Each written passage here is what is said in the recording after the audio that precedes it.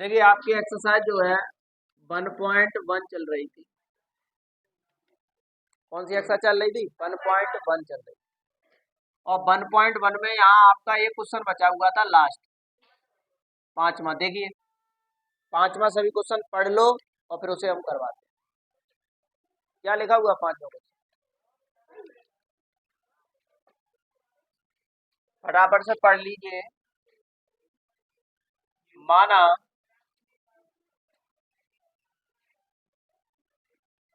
ए कोई धनात्मक पूर्णांक है जहां b बराबर कितना है?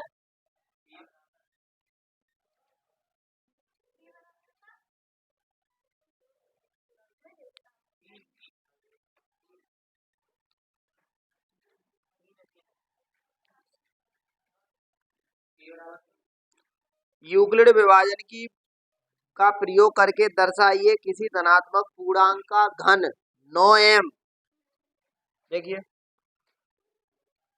9m आना चाहिए, 9m प्लस 1 आना चाहिए, 9m प्लस 8 आना चाहिए, ये लिखा हुआ है। देखिए जरा जरा समझिए, यहाँ आपको सवाल को दो तरीके से कर सकते हैं। आपने ये देखा m के बगल में जो मान लिखा हुआ है कितना लिखा है? 9 होता है। ठीक है, आप b का मान 9 मान सकते हो। ठीक है, और दूसरा तरीका देख लो, b का मान 9 मान लोगे, उससे भी सरल है आपका, कोई कठिन नहीं सवाल है। लेकिन यहाँ हम b बराबर 3 मानेंगे, वो भी सही है। दोनों ऐसे क्यों हैं? देखिए 9 और 3 जो संख्या ऐसी है जो दोनों आपकी कट जाती हैं आपस में, 3 के पाड़े में ही आती है। तो हमने ये देखा कि जब हम सवाल को पहले आप अगर दिमाग लगाओगे तो 9 मानोगे b बराबर, फिर जब आप सॉल्विंग करोगे, कॉमन लोगे, तब कॉमन के लेते समय तब आपको समझ में आएगा अगर हम b का मान यहाँ पर 3 मान लेते फिर भी सॉल्विंग हमारी सही है। ये चीज है। अगर किसी के मन में प्रश्न बन ना हो कि हम b का मान 9 ही मानेंगे, भैया m के साथ जो मान लिखा होगा वही b का मान माना जाता है, सीधी सी बात। अगर यहाँ 4 लिखा है तो तुम 4 मानोगे, अगर यहाँ 5 लिखा है 5 मानोगे। लेकिन कुछ ऐसी चीजें भी हैं जहां पर हम b का मान अलग मान सकते हैं। वो आपको कब समझ में आएगी बात? जब आप b बराबर 9 मानोगे, उसे हल करोगे, तब आपको पता लगेगा। ठीक है, तो अब हम आपको यहाँ b बराबर 3 से बता दे रहे हैं, आप घर पे जाके b बराबर 9 से सॉल्विंग करना है।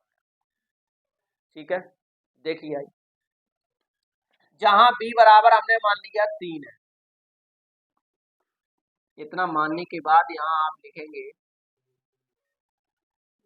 यूक्लिड विभाजन एल्गोरिथम से a बराबर बी क्यू प्लस आर।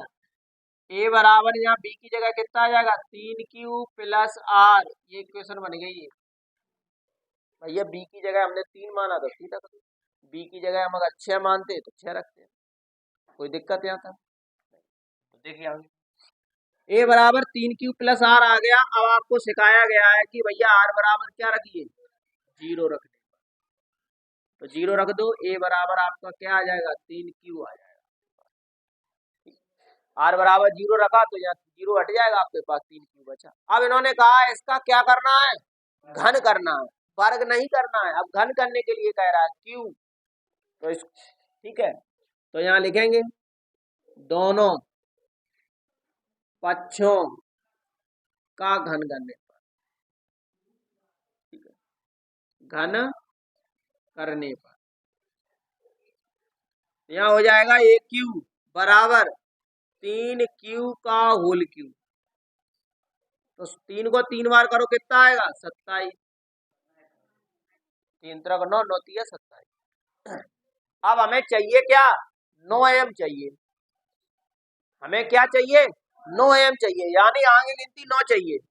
तो ए क्यू लिखो बराबर जा तोड़ लो, 9 गुणे 3 क्यू की घात। देखो जी, इस पूरे को आप क्या मान लोगे, एम मान लोगे। तो अगली लाइन में आप यहाँ लिख दीजिए ए क्यू बराबर 9m और ब्रैकेट में लिख दो m बराबर 3 की घात 3। अब आप थोड़ा दिमाग लगाओ, अगर आप यहाँ 9 लिखते, 9 को भी 3 बार करते, तो 9 को 3 बार करोगे कितना होगा, 729।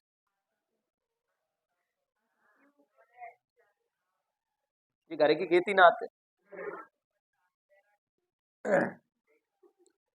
तो ये ए क्यू बराबर कितना आ गया, 9m आ गया। ठीक, एक मिल गया। अब हमें और क्या चाहिए, 9m प्लस 1। तो देखिए अब आर बराबर कितना रखेंगे, 1 रखेंगे। तो देखिए हम आर बराबर जैसे 1 रखा तो ए बराबर हो गया 3 क्यू प्लस 1। अब दोनों पक्षों का क्या करोगे, घन करना।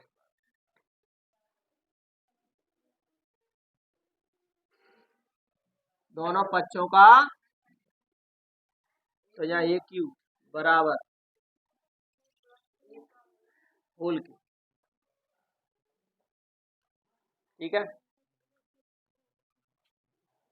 तो ये ए क्यू हो गया। अब यहाँ आप ए प्लस बी का होल क्यू लगाइए। तो आप लोगों ने क्या पढ़ा है, A cube plus B cube plus 3ab और ब्रैकेट में ए प्लस बी, ये पढ़ा आप। आगे आ जाइए, ए क्यू इसे खोलिए प्लस इन सब का गुणा कीजिए 9 क्यू और 9 क्यू का 9 क्यू हो गया। ठीक है, और ब्रैकेट में लिख दो 3 क्यू प्लस 1। अब हमें चाहिए क्या, यहाँ पहुंच जाओ, एक ढूंढो पहले, जहां में एक कहाँ है, गिराओ। बाकी ये सब क्या कर लो, पास में कर लो।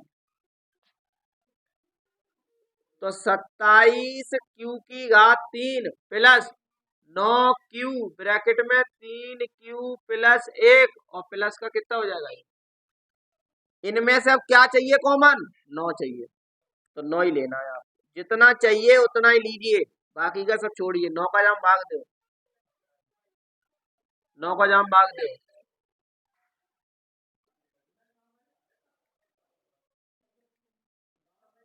और प्लस क्या बचा, अब आप इस पूरे ब्रैकेट को क्या मान लोगे,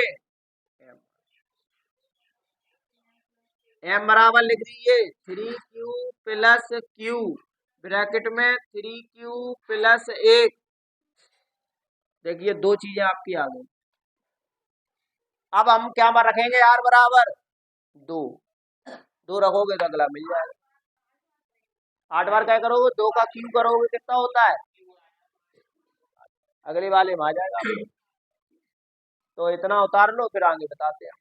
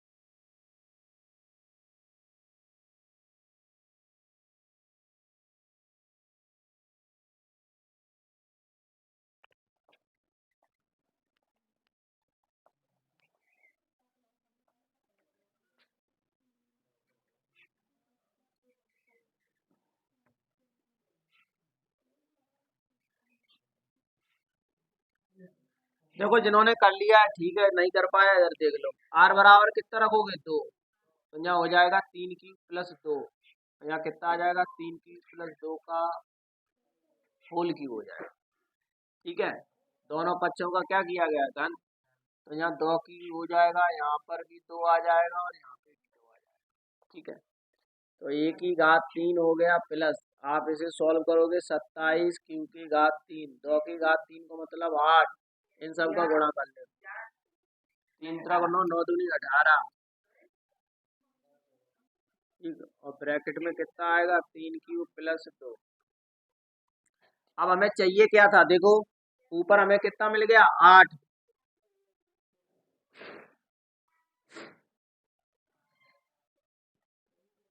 तो a³ बराबर 27 क्यू की घात 3 प्लस 18 क्यू और ब्रैकेट में 3 क्यूब प्लस 2। यहाँ से क्या कॉमन ले लो, +8। ठीक है, इसमें से क्या चाहिए 9 कॉमन ले लो। देखो 9 तिया 27, 3 क्यू की घात 3 प्लस 9 दूनी 18, 2 क्यू और ब्रैकेट में हो जाएगा 3 क्यूब प्लस 2 +8। ये पूरे को क्या मान लो 9m +8, इतना सॉल्व हो गया। यहाँ लाइन लिख दो वही जो आपके प्रश्न में लिखी हुई है, अतः किसी धनात्मक पूर्णांक का घन, हाँ पूर्णांक का घन 9m 9m + 1 9m + 8 के रूप में होता है। ये लाइन लिखी, ये था सवाल आपका। ठीक है, इसलिए कल मैंने आपको छुड़वा दिया था।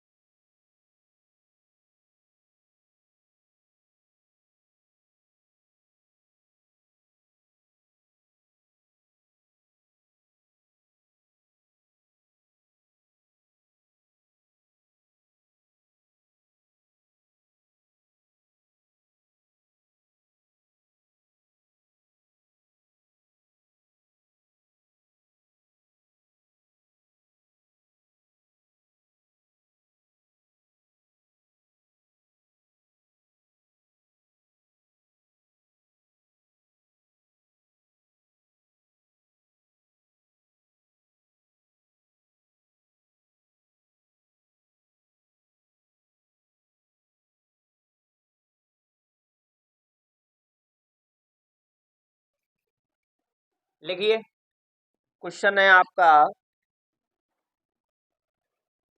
सिद्ध कीजिए, लिखिए सिद्ध कीजिए कि एक धनात्मक विषम पूर्णांक, एक धनात्मक विषम पूर्णांक, एक धनात्मक विषम पूर्णांक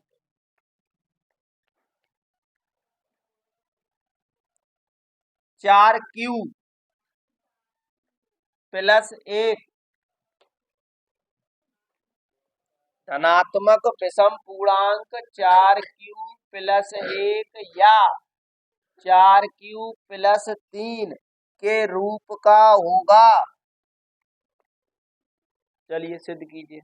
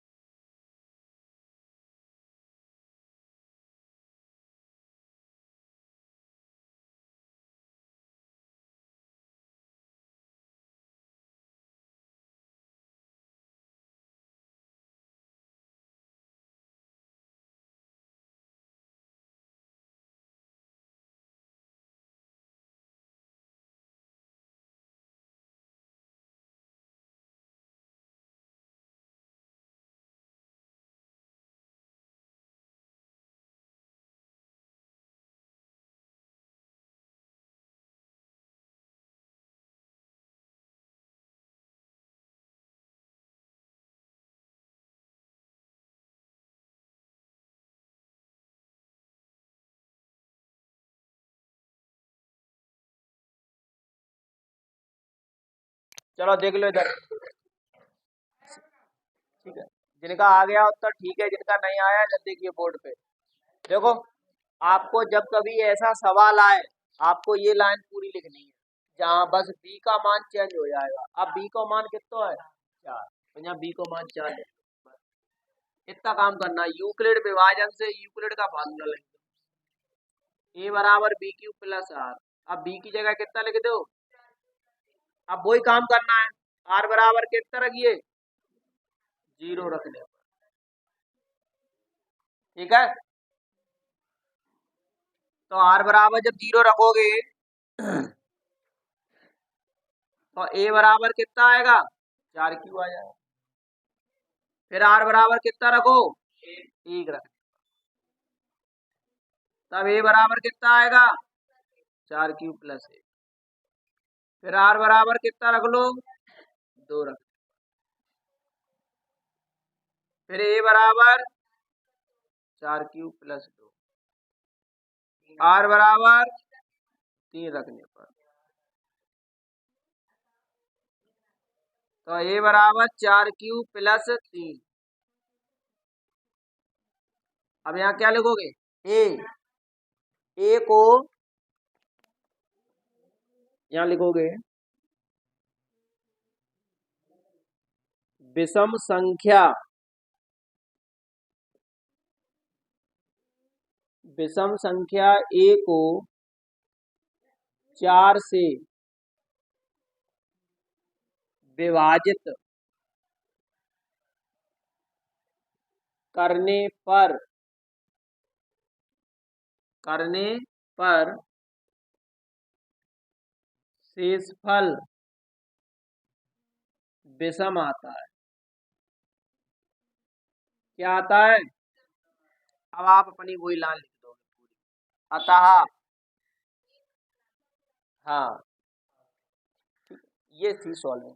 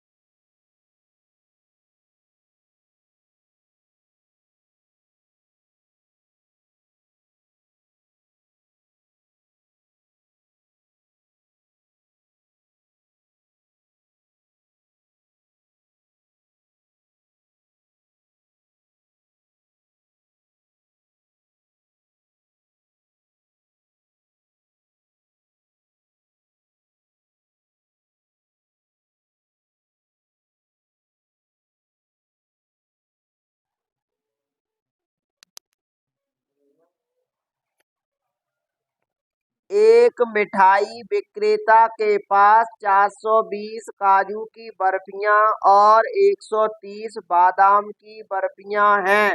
वह इनकी ऐसी ढेरियां बनाना चाहता है कि प्रत्येक ढेरी में बर्फियों की संख्या समान रहे।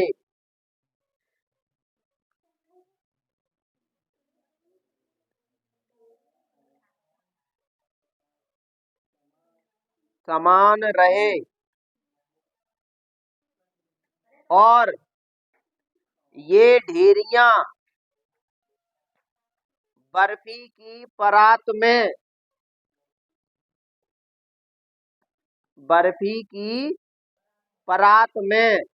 न्यूनतम स्थान घेरें।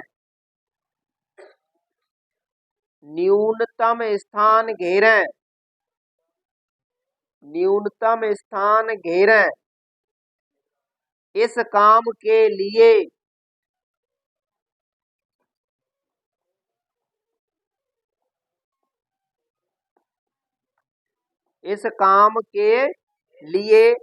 प्रत्येक ढेरी में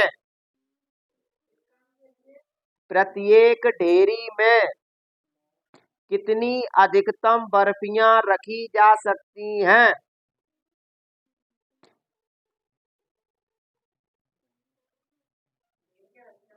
हाँ, कितनी अधिकतम बर्फी प्रत्येक ढेरी में कितनी अधिकतम बर्फी रखी जा सकती है? करिए।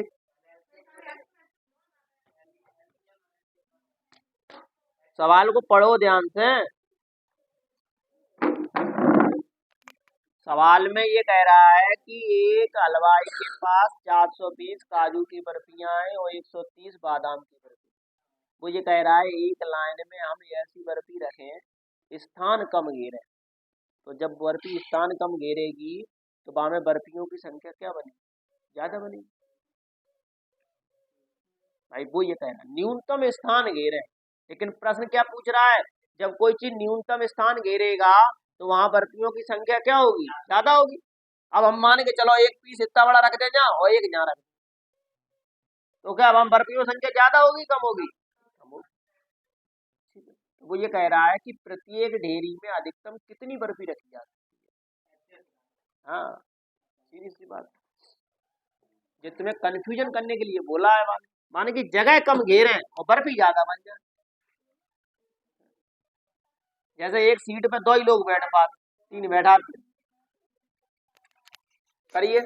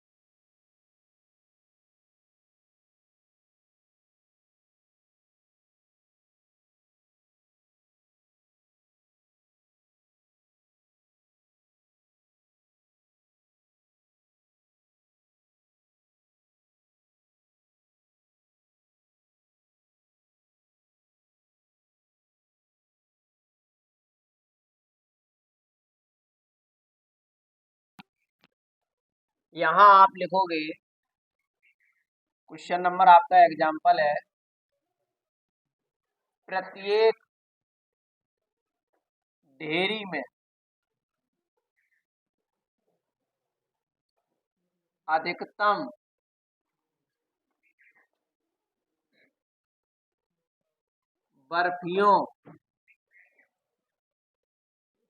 बर्फी की संख्या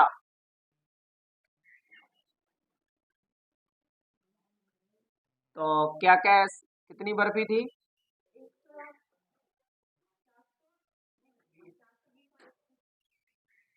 400 और 130 का एचसीएफ ज्ञात करते। प्रत्येक ढेरी में अधिकतम बर्फियों की संख्या का एचसीएफ ज्ञात करते हैं। ठीक है, जब कभी ऐसे प्रश्नों में एचसीएफ कब निकाला जाएगा? अधिकतम आए, अंग्रेजी में मैक्सिमम बोला जाता है। अंग्रेजी में क्या बोला जाएगा? मैक्सिमम। देखिए, इन्होंने यहाँ आपको कंफ्यूजन क्यों करने के लिए कहा? माने कहा कि भैया जगह कम घेरे, न्यूनतम स्थान घेरे, और बर्फी जब कहाँ बनेगी वहां ज्यादा बनेगी।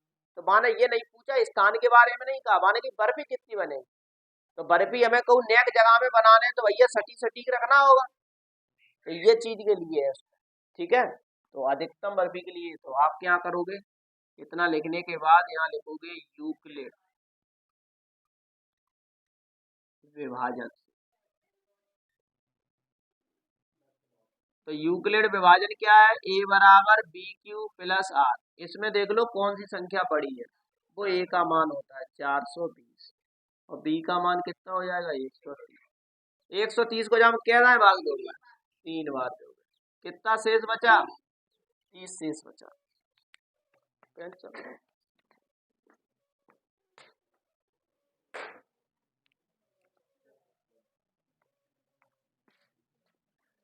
कितना शेष बचा? 30 बचा। तो यहाँ लिखोगे चूंकि शेषफल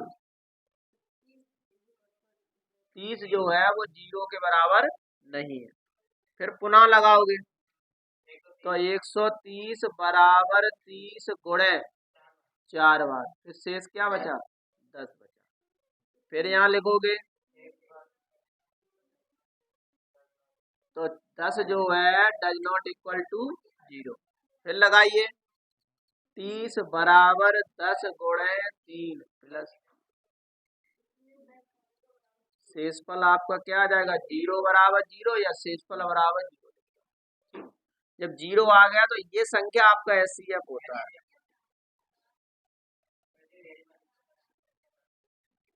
420 और 130 का एचसीएफ कितना आएगा? 10 आएगा। तो एक ढेरी में यानी एक लाइन में कितनी बर्फी बनेगी? 10 बनेगी। ठीक है, ठीक है, हाँ ठीक है, आज हम इतना ही रखेंगे, कल आपसे मिलते हैं इसी समय पर।